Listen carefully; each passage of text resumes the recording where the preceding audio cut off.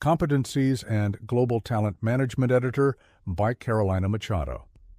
Chapter 1, Global Talent Management in the Not-for-Profit Sector, Phase 1. 1. Introduction.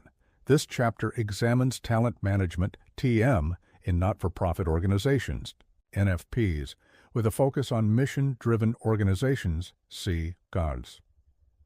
To begin, we first need to define what we mean by talent management and explain the characteristics of mission-driven organizations. Talent management has become a widely used term among human resource management, HRM, practitioners, consulting firms, and professional associations. There is, however, no consensus about the exact definition of the term.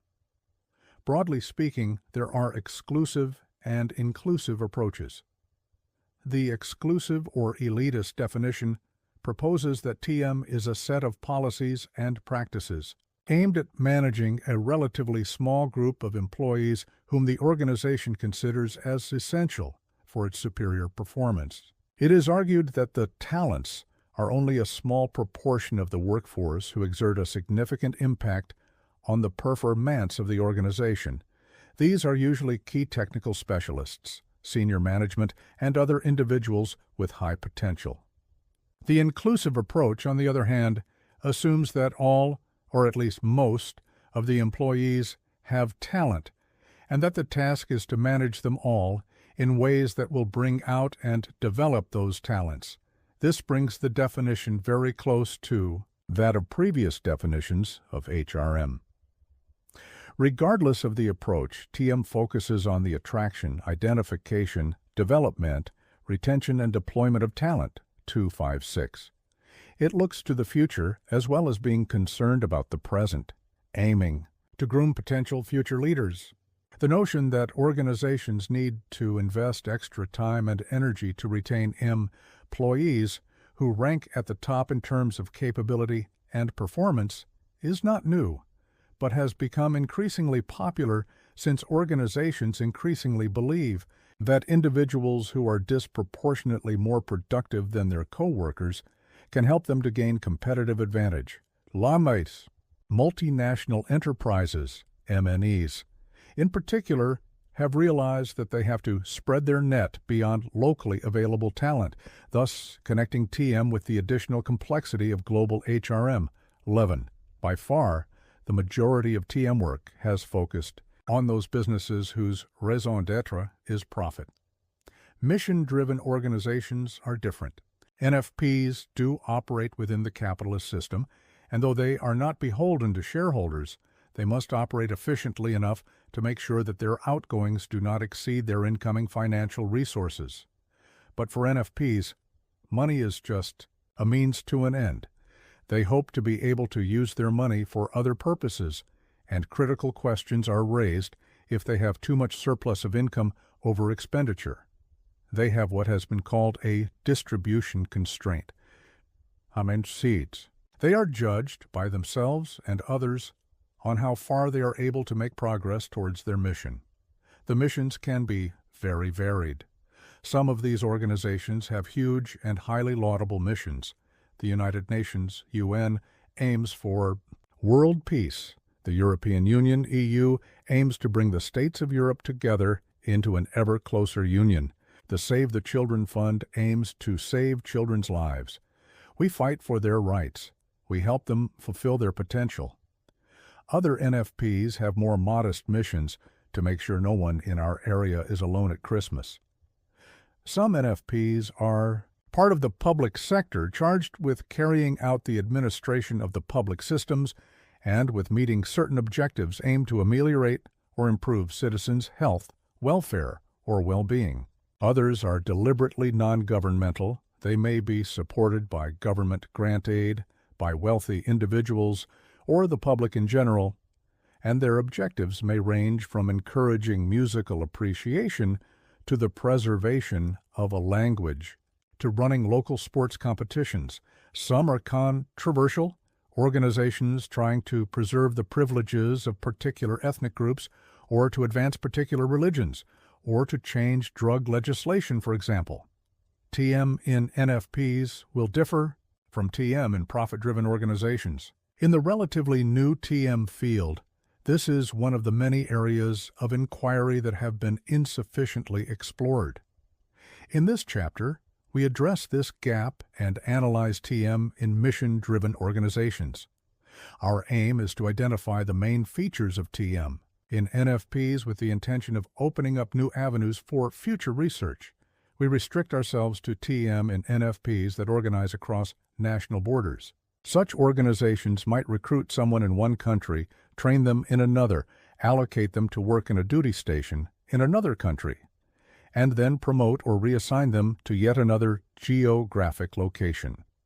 TM with an international component has been labeled Global Talent Management, GTM, which has been defined as a set of activities falling within international human resource management, concerned with aligning HRM with the organization's strategic direction and attracting, developing, retaining, and mobilizing talent.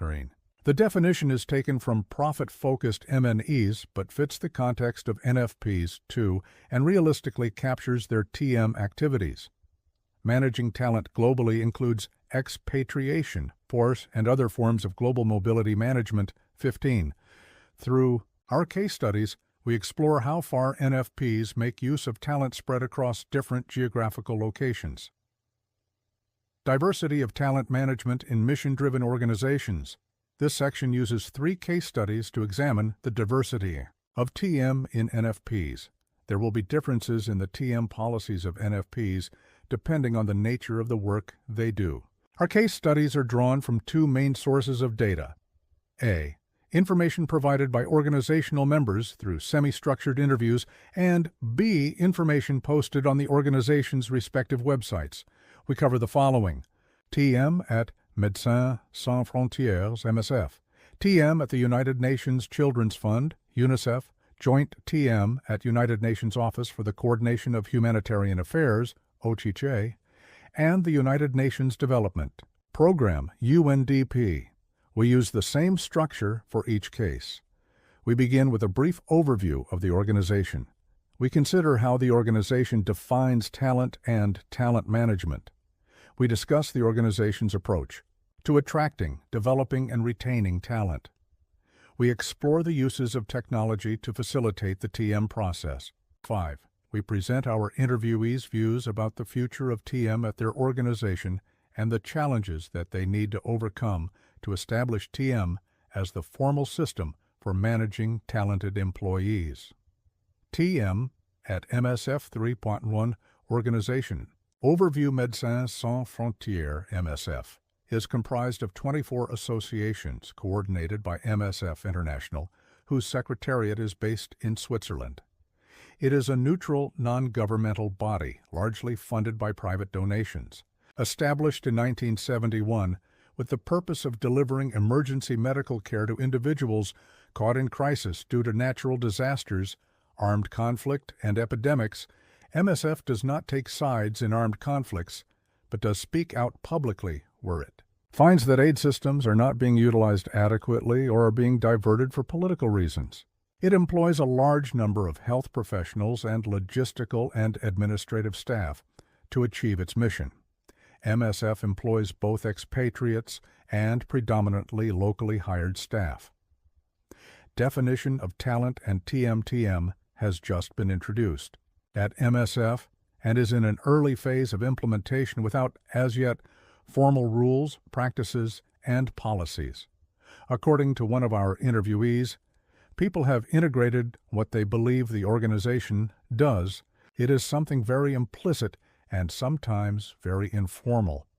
This informal approach of identifying talents leads to a lack of diversity, evidenced by the fact that most expatriates at MSF are Europeans. A more decentralized system, more based on explicit criteria and with greater staff ownership, would help to overcome that. MSF's HRM policies have traditionally been focused on ensuring that it has the people and the skills necessary to carry out its work in the field and that it does not fall foul of local employment laws. Most MSF staff, 90% or more, are contracted locally, so recruitment is decentralized. Staff are usually employed for one project, and they leave at the end of the project. Therefore, turnover is high, with MSF continuously starting new projects. Recruitment is therefore an ongoing activity. Since it is hard to predict the length of many projects, employees usually get one-year renewable contracts. Recently, MSF has realized that it needs to invest in talent and TM to reduce problems such as high turnover. Many employees are unaware of how the organization manages talent, since TM is not formalized, so that even people identifying talent might not be aware that what they are doing is a part of TM, and talents are often subjectively evaluated. Supervisors might recommend someone for a mission, but the criteria for such recommendations are implicit. The trouble is that nobody confronts anyone else on what the criteria are. They say, "Oh, look, I think this person will be highly suitable to go and take up this job." But based on what criteria? What is it that we are looking for? According to another interviewee, the organization perceives talents as those who have gone on more than one or two missions. She adds that retention is a serious problem, which means investing a lot of resources into a person who only goes for one mission does not make much sense. At MSF, TM is exclusive and informal, but some in the organization want it to be inclusive.